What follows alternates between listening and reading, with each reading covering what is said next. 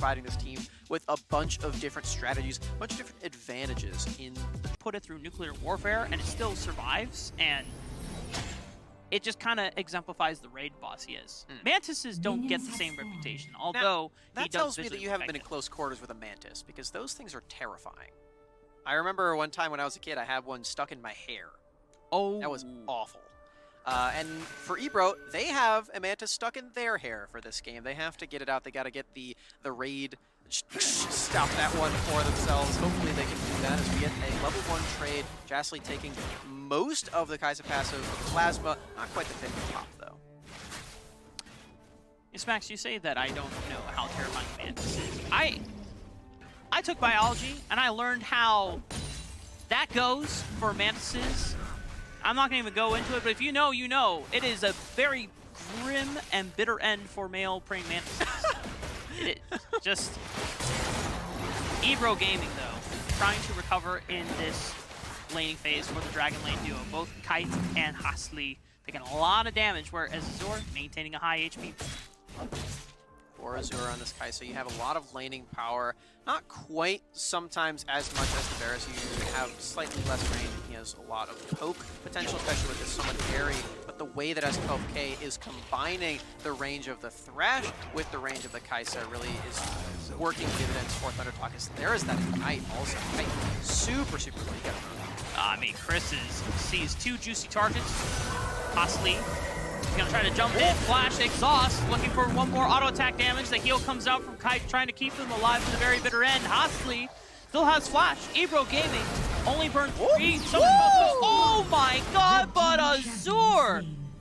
How did he do that? Flash Void Seeker, baby! Azure with the long-range skill shot, committing everything to get first blood. Excellent stuff for ThunderTalk. On the other side, Z committing this gold card, and have to run now, flashing over this wall, as he says, almost finds enough damage, but just barely, not quite enough.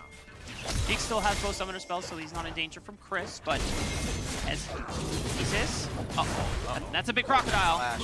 You don't have to deal about the bugs, but you still gotta worry about this crocodile, who did get the inner rotation right on over. Lost a couple minions for it, but great trade when you take down the jungler. Flash did kill. It's gonna end up being doomsday for ESS. On the other side, we do get to see that Flash Void Seeker from Azure. I can't wait for you to watch this one, because he was definitely very impressive. Chris sets up for this play as well by chunking out these members. He switches focus over to Hastli, hitting him quite low. And here it comes. You ready? Boom. Wow. That's part of the flash channel animation thing you were telling me earlier as well, just showing how all the abilities can. You can do a lot with it. Yeah. Although I actually, now that I saw that happen, I don't think that's actually one of them. I'm pretty sure it would have landed without the flash. But he just did it for style points. It looked pretty cool for Azure. So you know, I appreciate it. You know, even if it wasn't necessary, sometimes you gotta hit him with a little bit of a play. Yeah. You know. But now it does open up potentially a window for eBRO Gaming to punish. It's going to be a little difficult for Isis to interact with the bottom side of the map, though, considering he also burned his flash looking for a kill onto Z in the mid lane. Chris saying, hey, I'm kind of stronger than you at the moment, so... And I also have mid prio and top prio, so that means I can walk in the jungle, start taking camps away, and Isis can't do anything because Ache is pinned up against the tower right now trying to farm. Even after Chris commits the jump over the wall, there's no real way for him to get out. He says, just like, well, he jumped. I can't do anything about that, though. I don't have any means of success. Yo, relax. Yo, relax. Tix had to burn his flash to get away from the very scary S12K Thresh, who was ready to burn both flash and ignite just to take down Tix. We saw some action over on the Baron side of the map, a flash from Ache as well. And even though they did not result in kill smacks, the pressure is being felt. Feibai is gonna walk into Ache, and he's still got a bug. Oh, but Ache, okay! He takes out Chris! Ache, the turnaround is gigantic, and there's no threat of him getting killed anyway. So you can't just back away from this one. There's no more globals. He already popped that Destiny. He's going to be able to walk away for free. Oh, guess if it's mid, probably it's going to be too much, though. There's a Dragon over to eBRO Gaming, and because ThunderTalk already lost out on their jungler going for Ache, had it not been for the miraculous turnaround and the surprise kill that could have been a Rift Herald already picked up here, but Azure rotating on over to help Fayball. Also, oh, Shockwave is huge though. S1 is gone. Chris can't take the Rift Herald because he needs the rest of his team to help him. Not too bad for eBRO. Headbutt Pulverize is a very solid and, you know, well-historied way of getting the Orianna Shockwave through onto your team. Now Hostley playing bodyguard further into the river. He's isolated. He does not want to be there any further. eBRO walk away with that kill from before, alongside some turret damage in mid lane now. Right? He's gonna be okay with the turret, I think. Z's just being a nuisance right now. Oh, no, this is actually Doomsday right now. Flash gold card, one more wild card, bam! That's how you do it. Yeah. Kite needed to stay under that turret. There was no way that Z was going to be able to deal enough damage to him under there. He needed to wait for his team, but Kite getting antsy. He was trying to find an escape route and ended up being that the escape route leaded to death regardless. Z, some honey fruit, wants to stick around. You know what that was like? It's like when you're in the alleyway, you're trying to get home late at night, and then you see some shady person in the bush ready to like take your money, and you're like, okay, just take everything. But the person actually just wants to kill you straight up. He takes. Goodness. I know we got really dark right there, but grim. I mean, also, I want to question, where are you living where there are bushes and mountains? Utah's crazy, man. It's wild out in the streets of Salt Lake City. eBRO Gaming, Hostley having to pop the unbreakable will just to get out alive. Another 1v1 between Ache and Fayball, but he's flashing forward. He gets the guillotine. He feels confident. He knows his champion. The bleed isn't going to be enough. Abel gets enough of the Cold the Meek healing. Ache will not be able to take him down. He doesn't have flash, but oh no! Oh, the pour coming in from Z. Can Hostley get in there? It's still not enough damage to take on Ache. He's still alive! Man, that was so smart from Faye by using his Call of the Meek to get the heal off of the Krugs. He knew that if that camp was up, that was his only way to survive. Now Thunder talking to mid lane. Hostley doesn't have Unbreakable Will, so he is more susceptible to damage. A couple more auto attacks. Azure is going to commit, and he just takes out the 1-2 with a beautiful Ecathian Rain. The Dragon Lane duo of eBRO Gaming go down in the blink of an eye. Teeks in a 1v1 against Fayball. Still has Shockwave, but he's running low on mana. Whereas Fayball, it's all about cooldowns, baby. It's all about Fury, so he doesn't care about burning a resource here. He's going to try to run him down, but Tix should have enough distance. Oh no, double slice and dice through the Scuttle Crab, and it forces the flash. Really smart maneuvers from Faye yet again. Oh my goodness, up in this top side. It is a pickoff onto Azure. That's a shutdown over to Hostley. Azure, you had everything up, but you just way too far into the enemy grounds. I am definitely down for eBRO Gaming continuously looking for response plays. No matter the stakes of the game, no matter the cost, they are not going down without a fight, Smacks. They are making sure that Thunder Talk, if you want to get through this series, you're going to have to put up a better fight. A lot of damage on the team. You know, Call the Meek, red card, not red card, gold card. Getting my colors mixed up.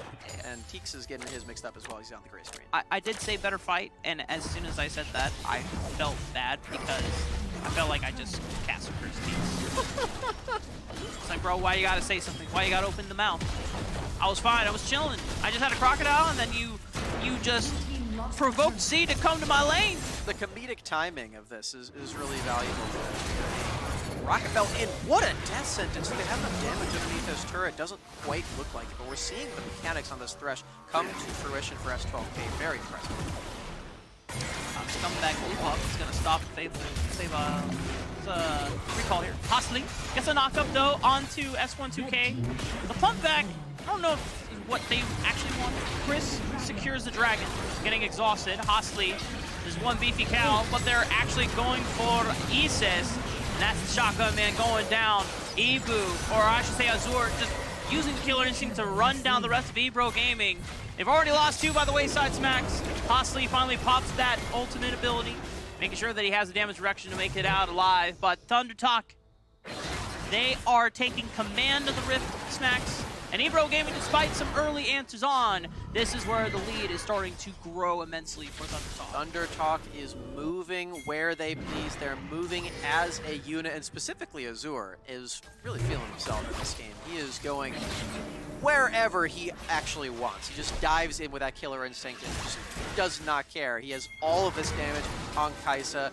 He had that flash play from before. He's just going off in these team fights. This Z, he's gonna get some zoning. Oh, whoa, okay. Everyone's trying to just push eBRO outside of this pit before they finish the Rift Herald. I like it. There's like a lot of just what's the word for it? It's when, you know, you're getting ready for a fight, and then you have like the members like, you know, throwing insults at each other, or like, you know, screaming, or they're kind of shouting battle cries, and sometimes they make the moves. There's that one team from I don't know if it's from New Zealand or some part of that side of the globe, where they do like the haka, I think it's like haka dance, and they just start slapping their knees and everything. That's what ThunderTalk is doing. They're basically just like throwing out random rockets and just being like, we're not actually going for you, but we might. We just might. And what are you going to do about it?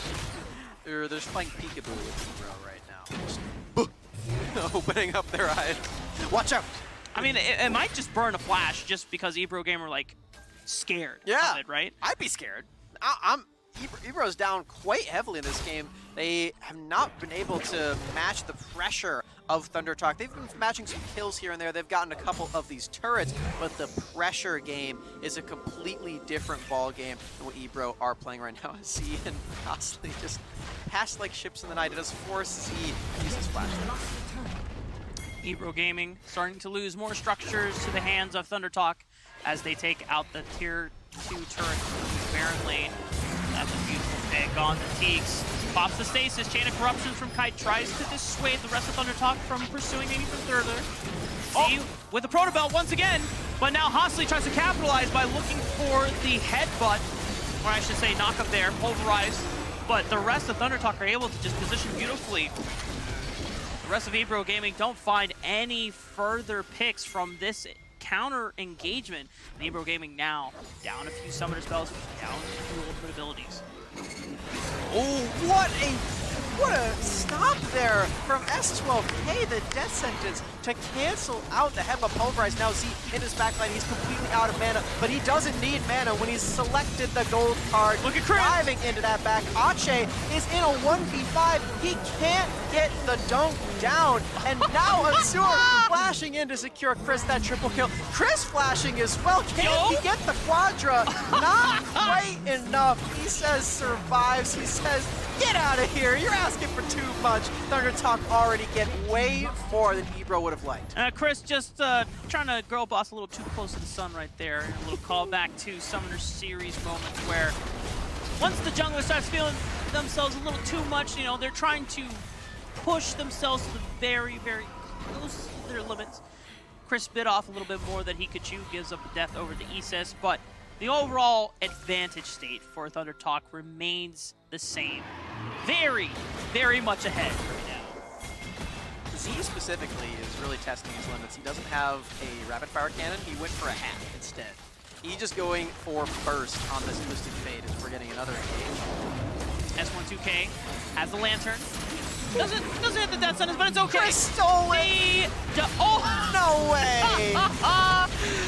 eBRO Gaming, they try to get something, just anything back from ThunderTalk Gaming, but as you already called out before, Chris with the objective steal hops right back on in. S12K over the wall in the driver's seat smacks, and they're very much in the process of closing game 1 out. ThunderTalk Gaming is just a ruthless team, Rafa. They do not care if you are outside of that playoff contention. They are going to drive you over with the cement roller and just have a lot of fun with this game as well, Rafa. It feels a bit bad for eBRO, but you gotta respect that ThunderTalk are diving in for these assassination attempts, and they're making it look stylish.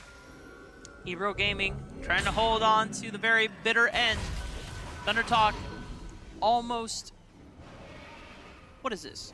17,000 gold ahead? Nice math. Thumbs up from me. That was great. Yeah, they're very fed at this point. ThunderTalk, they can move around and maybe take this Baron. They have a lot of pressure thanks to that the mid lane inhibitor that they got before. Super Minions crawling their way up, providing that sort of sixth member to the team and making sure that eBRO have to check themselves before they dive into this fight. Rest of eBRO Gaming, a Death Sentence connects on the Ache, but it's a Proto Belt or Rocket Belt into Azure. Trying to catch him out with that Apprehend.